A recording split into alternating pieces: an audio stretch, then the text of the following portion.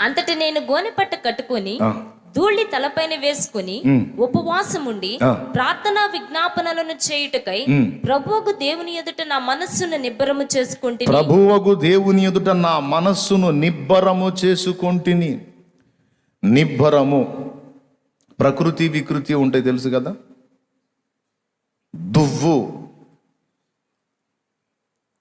దూరము, దూరము, దువ్వు, ప్రకృతి వికృతిలో. అట్లాగా నిర్భయము,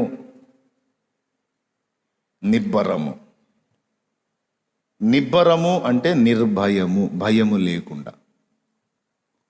నా మనస్సును నిబ్బరం చేసుకున్నాను. ఎందుకు భయం వచ్చింది నీకు? ఎందుకు నిబ్బరం చేసుకోవాల్సి వచ్చింది అంటే కింద చదువుతాడు, కింద చదువు. నేను నా దేవుడైన యెహోవా ఎదుట ప్రార్థన చేసి ఒప్పుకున్నదేమనగా ప్రభువా మహాత్యమును